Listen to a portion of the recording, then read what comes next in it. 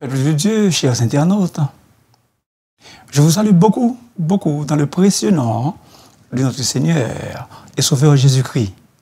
Aujourd'hui, nous allons considérer ensemble la parole de Dieu dans Jacques, chapitre 1er, versets 22 à 25. Jacques, le demi-frère de Jésus, chapitre 1er, versets 22 à 25. Et j'en fais la lecture. Mettez en pratique la parole et ne vous bornez pas à l'écouter en vous trompant vous-même par de faux raisonnements. Car si quelqu'un écoute la parole et ne la met pas en pratique, il est semblable à un homme qui regarde dans un miroir son visage naturel et qui, après s'être regardé, s'en va et oublie aussitôt quel il était. Mais celui qui aura plongé les regards dans la loi parfaite, la loi de la liberté, et qui aura persévéré, n'étant pas un auditeur oublié, mais se mettant à l'œuvre, celui-là sera heureux dans son activité. Parole du Seigneur.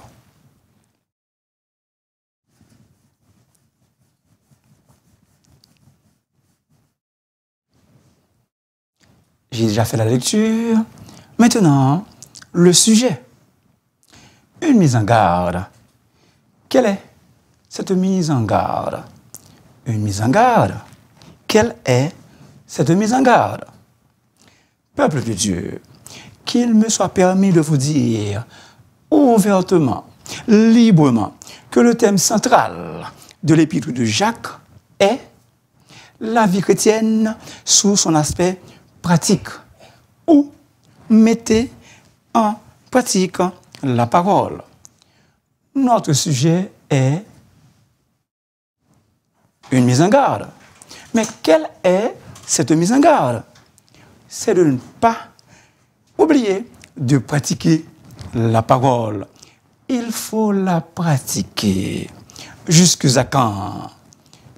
Toute la vie. Jusqu'à la vie durant. Les réformateurs, entre autres, Luther, Calvin, Zwingli, Melanchthon, ces géants spirituels étaient des prisonniers de la parole. La parole de Dieu était leur arme, leur source d'inspiration. Prisonniers de la parole, qu'est-ce que cela veut donc dire? Ça veut dire, quand la parole dit à ses serviteurs de Dieu, à gauche, il tourne à gauche. À droite, il tourne à droite. Peuple de Dieu. D'ailleurs, Luther a dit, son âme est liée à la parole de Dieu. Et je n'ai pas le temps pour vous expliquer dans quel contexte il a fait cette déclaration. Selon Calvin, l'obéissance est la mère de la vraie connaissance de Dieu.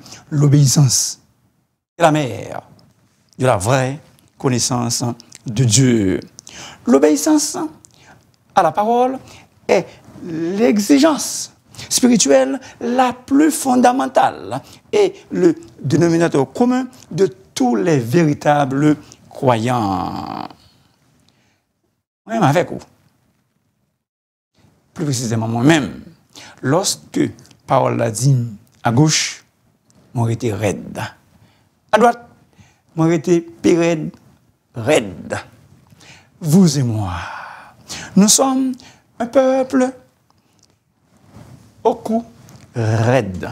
Quand il est question d'obéir, de nous soumettre à la parole de Dieu. Et très souvent, j'ai entendu si Marie Pape monter, si Marie Pape descendre, non mais t'as été raide, mon ami. Écoutez bien ceci, s'il vous plaît. Tandis que Jésus parlait ainsi, une femme, élevant la voix du milieu de la foule, lui dit, « Heureux le sein qui t'a porté, heureuse les mamelles qui t'ont allaité. Et Jésus répondit, heureux plutôt ceux qui écoutent la parole de Dieu et qui la gardent. Luc 11, 27 et 28.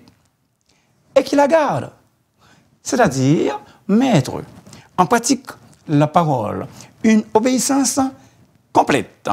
L'évangile est un évangile de grâce, de paix et d'amour. C'est par la grâce de Dieu que nous pouvons mettre en pratique sa parole. Nous pouvons tout par celui qui nous fortifie. Et nous devons pratiquer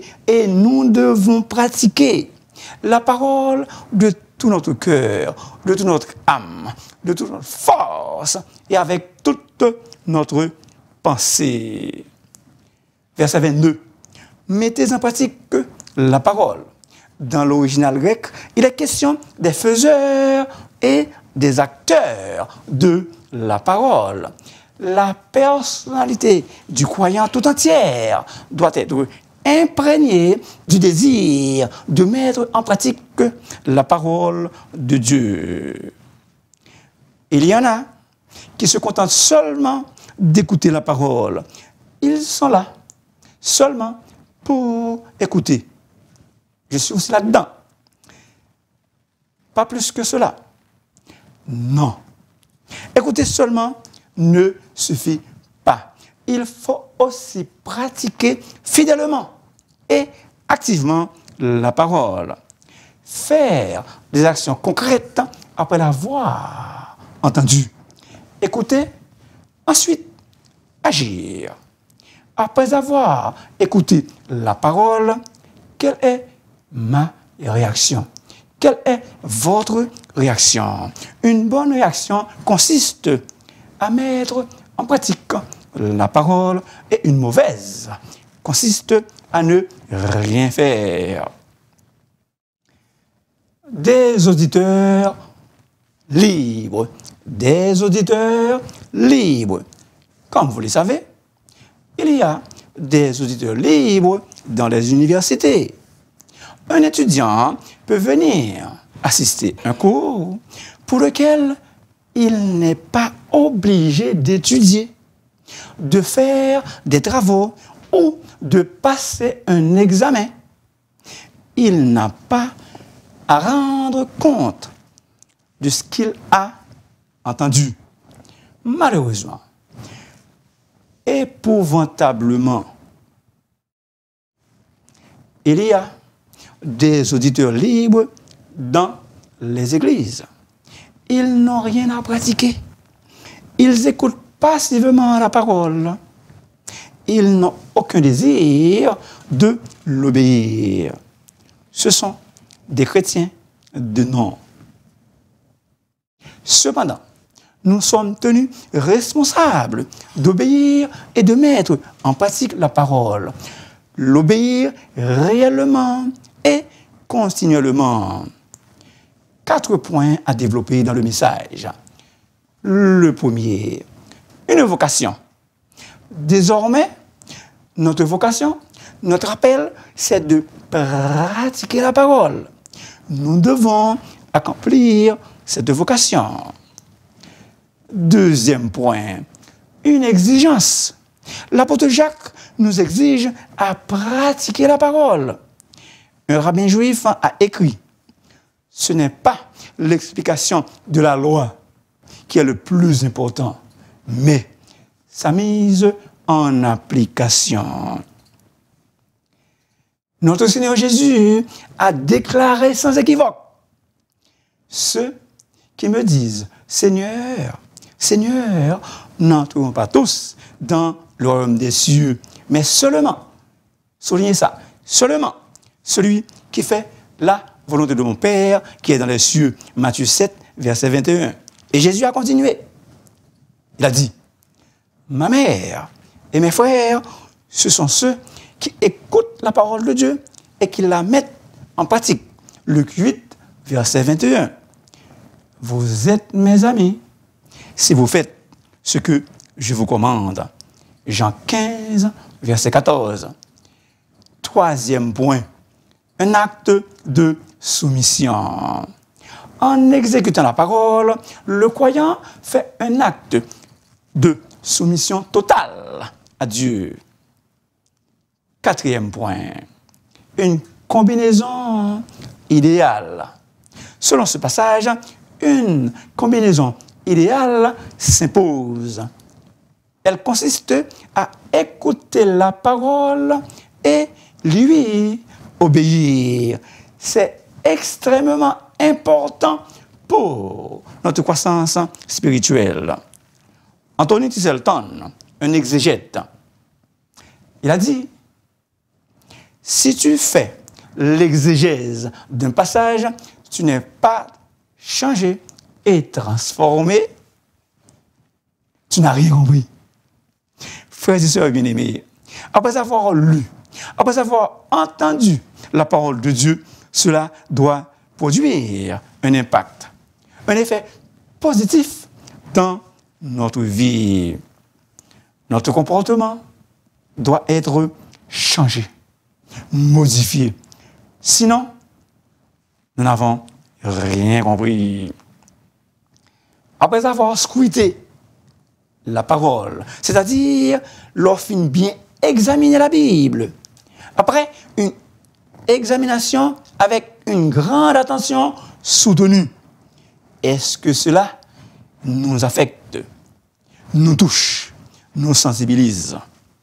Certains médicaments, après les avoir pris, qu'est-ce que cela fait? Ça produit un effet secondaire. Vous et moi, après avoir écouté la parole, est-ce que cela a fait un effet secondaire dans tout notre être tout entier? Les traitements chimiothérapiques produisent des effets secondaires. Qu'en est-il de la parole? La parole de Dieu est transformatrice. Nous devons la permettre de transformer nos vies à l'image de notre Seigneur Jésus, de ressembler davantage à lui. Il ne faut pas que nous lisions les Écritures sans leur permettre de changer nos vies en mieux. Elle nous sanctifie, la parole nous sanctifie.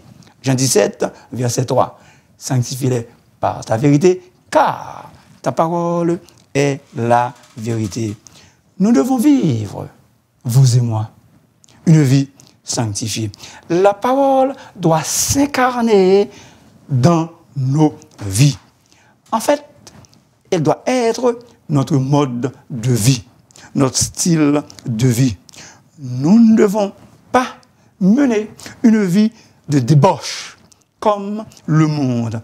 Il est écrit, « Je serre ta parole dans mon cœur afin de ne pas pécher contre toi. » Psaume 119, verset 11. Je cherche le monde. Je le trouve dans l'Église. Je cherche l'Église. Je le trouve dans le monde. Ce n'est pas bien, a dit un plus vieux que moi. Jean, l'apôtre de l'amour, a dit, n'aimez pas le monde, ni les choses qui sont dans le monde. Si quelqu'un aime le monde, l'amour du Père n'est point en lui. 1 Jean 5, verset 15. Les enfants de Dieu ne doivent pas aimer le monde, car tout ce qui est dans le monde, la convoitise de la chair, la convoitise des yeux et l'orgueil de la vie ne vient pas du Père, mais vient du monde. Verset 16. Les rachetés de l'Éternel. Nous sommes le sel de la terre. Mais si le sel perd sa saveur, avec quoi la lui rendra-t-on? Il ne sert plus qu'à être jeté dehors et foulé aux pieds par les hommes. Matthieu 5, verset 13. Verset 23. Un homme qui regarde dans un miroir. Avez-vous regardé dans un miroir avant de me suivre? Est-ce que vous avez été dans la toilette pour regarder dans le miroir? Après avoir m'écouté, si vous allez sortir, est-ce que vous allez regarder encore dans un miroir? Ainsi donc, regarder dans un miroir est l'une des activités que nous pratiquions plus qu'une fois pendant une journée. Pourquoi regarder dans un miroir? Pour avoir des informations fiables et exactes sur nous-mêmes. Les miroirs de l'Antiquité étaient en métal, poli. Ils ont servi d'illustration à la littérature et à l'enseignement d'éthique. Ils n'étaient pas parfaits. Selon 1 Corinthiens 13, verset 12, malgré leur imperfection, ils permettaient d'apprendre à se connaître soi-même, mais aussi d'enlever les taches du visage et devenir meilleur. Le grand philosophe grec Socrate a dit « Connais-toi toi-même ». C'est ce qu'il enseignait à ses disciples. Connais-toi toi-même. Certaines sciences humaines, telles que la psychologie, l'histoire, l'anthropologie, disent que nous sommes en mesure de savoir qui nous sommes en posant des questions et en les répondant nous-mêmes. La Bible tout entière nous enseigne que pour reconnaître à quoi ressemble notre propre visage et découvrir véritablement qui nous sommes, il nous faut regarder dans le miroir de la parole de Dieu. Selon la parole de Dieu, seule la parole de Dieu peut nous donner une vision juste de notre nature. Car la Bible dit que le genre humain est un pécheur. Le genre humain est un pécheur. Tous ont péché et sont privés de la gloire de Dieu. Romains 3, 23. Verset 25. Dans la loi parfaite, l'apôtre Jacques fait écho au psaume 19, verset 8, qui nous dit que la loi de l'Éternel est parfaite. Elle restaure l'âme. Elle rend sage l'ignorant. Que tes paroles sont douces à mon palais, plus que le miel à ma bouche. Psaume 119, verset 103. Les paroles de l'Éternel sont douces. Parole là, c'est sirop miel. Parole là, c'est la douce qui vient, qui n'est. La loi de la liberté. Écoutez, c'est Jésus qui parle. Et il dit aux Juifs qui avaient cru en lui, si vous demeurez dans ma parole, vous êtes vraiment mes disciples. Vous connaîtrez la vérité et la vérité vous affranchira, vous libérera. Jean 8, versets 31 et 32. La parole de Dieu nous libère du péché. Nous sommes totalement et parfaitement libres par la parole. De fait, cette parole nous conduit à une pleine liberté. Comme vous le savez, aux États-Unis, il y a un statut qu'on appelle statut de la liberté. La Bible, le peuple de Dieu, est la statue de notre liberté en Jésus-Christ. Elle nous procure une grande liberté. La Bible est le symbole de notre liberté en Jésus-Christ. Nous sommes libres et libérés. Nous sommes libres et libérés par le sang du calvaire, le sang de Jésus-Christ coulé au calvaire. Le cantique que vous connaissez, nous sommes dans la joie. Nous sommes dans la joie, car Yahweh nous a libérés. La parole de Dieu est la charte de notre liberté tout le long de notre vie spirituelle. Qu'est-ce qu'il y a dans une charte? Une charte contient des lois constitutionnelles établies par un souverain. C'est une liste, un recueil de points que l'on s'engage à observer.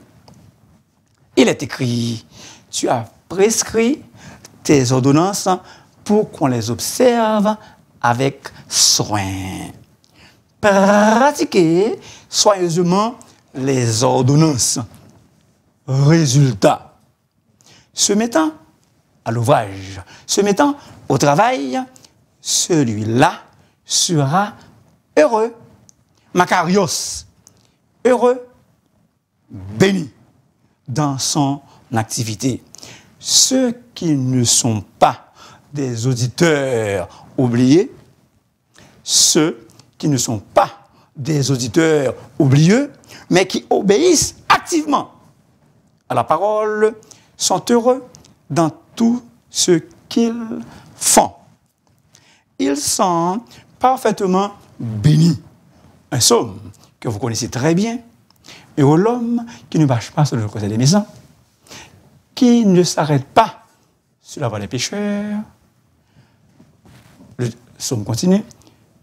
Qui trouve son plaisir dans la loi de l'Éternel et qui la médite jour et nuit. Tout ce qu'il fait lui réussit.